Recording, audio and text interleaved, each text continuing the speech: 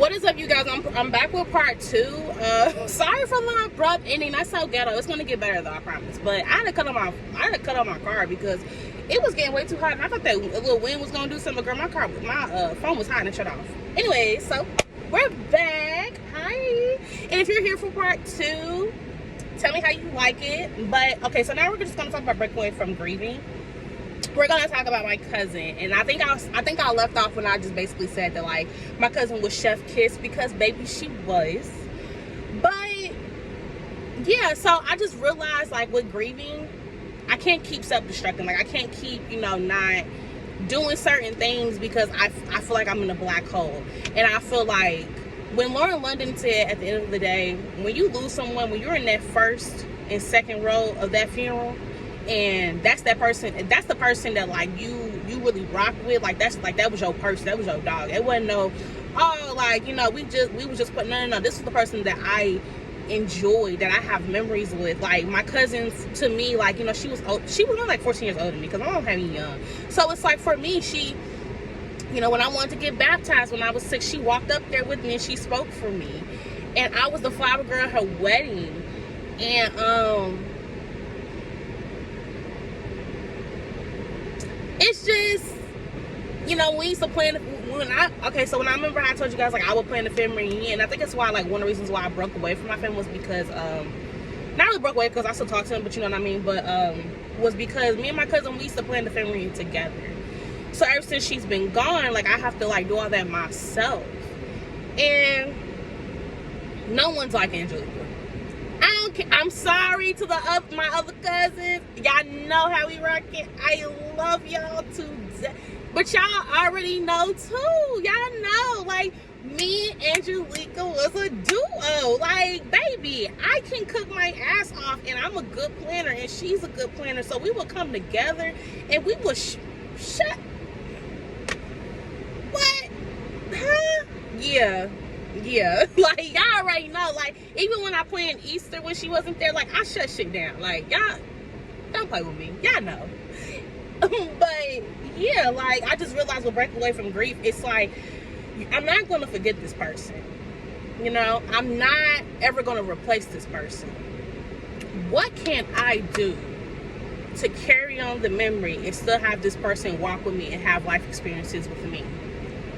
So when you're in, and I think I kind of like brushed up what I was talking about with Lauren London, but let me just circle back to that really quick. But when Lauren London said, shit gets real when the funeral ends and all the lights cut off, and like you could hear people, but you're in a tunnel by yourself, and it's like you can't go back because there's nothing back there. You gotta keep going forward because there's stuff for you forward, but you don't want to go forward because the person that you left behind is not going to be there. I realized with going forward, I could still have little pieces of that person. So it's like my first tattoo, for instance, I don't have any tattoos. My first tattoo, I wanted to be something with my cousin. I think I might get like a cute little pink, her name, and then I'm gonna start adding to it a little bit at a time, make it like a whole little like sleeve right here. I think I'm gonna do that. I know for a fact that I'm going to. There's just so many things. Like I'm going to Hawaii, and I know she's gonna fucking love it. Like. And I want to make sure, like, I want to get a necklace with her. I want to get a necklace with her name or like her photo in it, and I want it to be pinked out, bedazzled out, because that's how my cousin rolled. Okay. I want to transform my body and be thick, because she used to always tell me like, Shay, you got a cute shape. And I remember because I'm very subconscious of my body, and I was like, oh, I got to get small, because I love how little she was. And I remember she's telling me like, girl, you got a cute shape, girl, get your ass in that gym and get thick, get even thicker, and yeah. Yeah, have you a gym BBL, and yeah. And so yeah, I'm doing that now. I'm starting back on that journey. So yeah, like I think instead of like self-destructing, do things that like that they would have loved. Like my cousin, I ain't gonna say she loved drinking like she was an alcoholic or anything. But before I came up here, I didn't drink like that. But now, when I go out, like I try different things now. Like I'm not scared to try things. Like, okay, like I figured out I like sour pineapple. And, you know, I love me a margarita. And I love, like, you know, like, I'm finding cute little mixed drinks that I feel like she would have liked. But she probably wouldn't have. But in my head, she would have liked it. So, yes, sis, let's do it. Yeah, it's just about surprising yourself in moments and being like, yeah, I did this for you. Or if someone that you love that passed on, like, if they love plants, even if you don't have a green thumb, girl, buy you a plant, kill that mug, because you probably will. I said kill that mug. Oh God, kill it. And girl, write about in your journal and talk to her out loud and talk to he or she out loud and be like, girl, you know I killed that plant. You know I would have. You know I did, but you know I got it for you, and it was good to have you around for a little bit. I'm gonna go buy me another one, baby, just so you can be around again, just so we can kick you about again.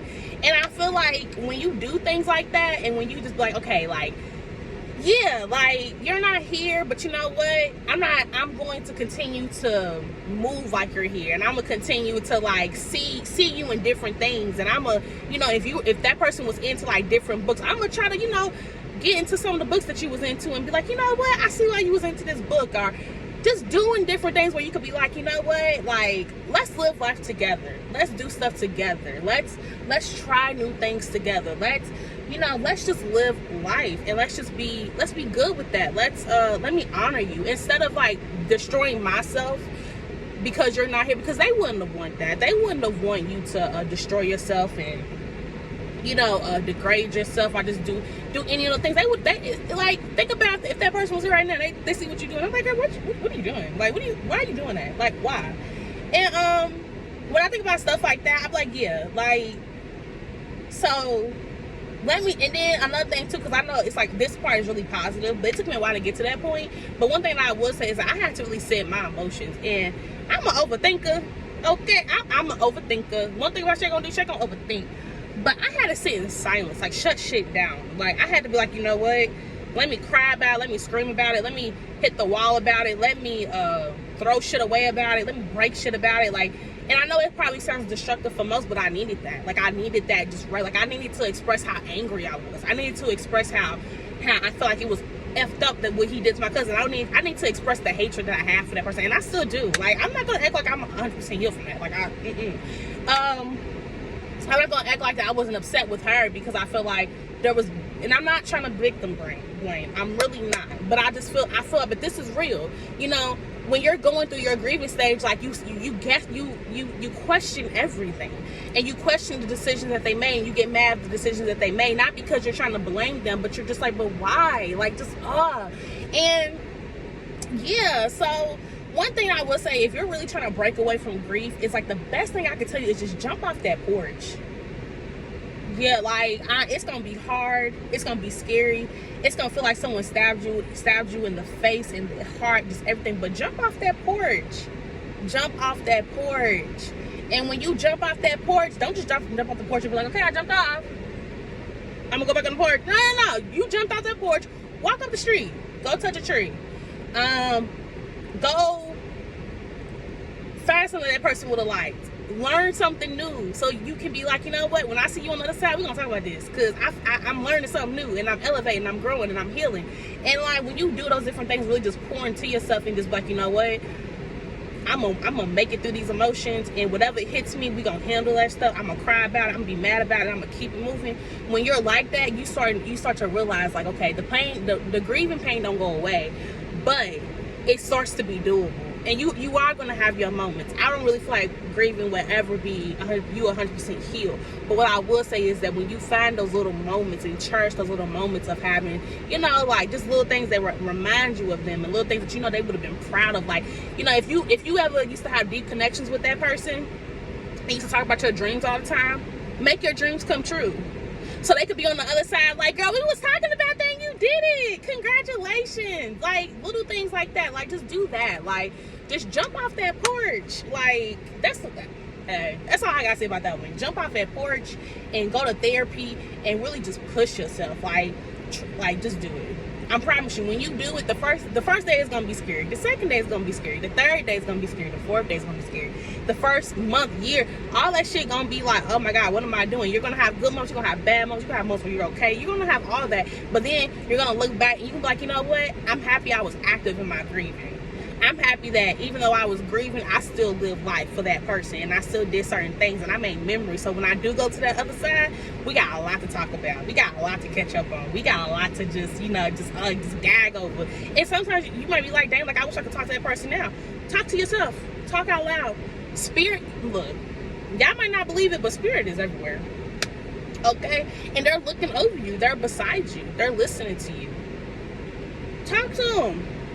Say, hey, I say sometimes, I'm like, good morning, Angelica, what you doing?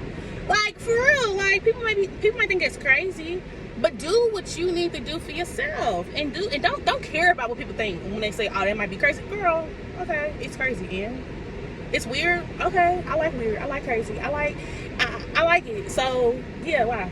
What's up? Like, and if you don't like it, then, oh, well. But if you end up in this position, then you can't judge either, because you don't know what it takes for someone to get out the bed anymore. You don't know how that grieving might hit that person. So it's like, if you've never been through grieving, if you never, because this was my first loss. Like, my cousin was like my first like real like loss, to where I was like, you know, she was someone close to me. Like, that was my first time. Like, I'm not gonna say my first time at a funeral, but first time at a funeral where I was like, that's my dog, like, that's my cousin, like, I love you, like, you know what I mean? Like, I've been to funerals where it was like, it was my grandma's cousin, it was my granddaddy's cousin, where I didn't really know them, but this someone I grew up with. So it's like, I don't care what people think, girl. So if you think it's weird that I talk to my cousin, oh well. If you think that it's weird that I have an obsession with Pink now because that's my cousin, like, and I want to still feel like she's here, okay, I don't care. But that goes on that. It got a little aggy at the end, so I'm sorry, y'all. And then let's see. Do I want to wrap up this video right now? I actually like talking to y'all. This is nice. Yeah, I think I'm gonna go ahead and wrap this video because I gotta go to work and deal with these crazy people. But tomorrow I'm gonna drop another video, and let's talk about what can we talk about? We can either talk about self-preservation. We can talk about I just got so many things I want to talk about. But to wrap up this video, let me just say this.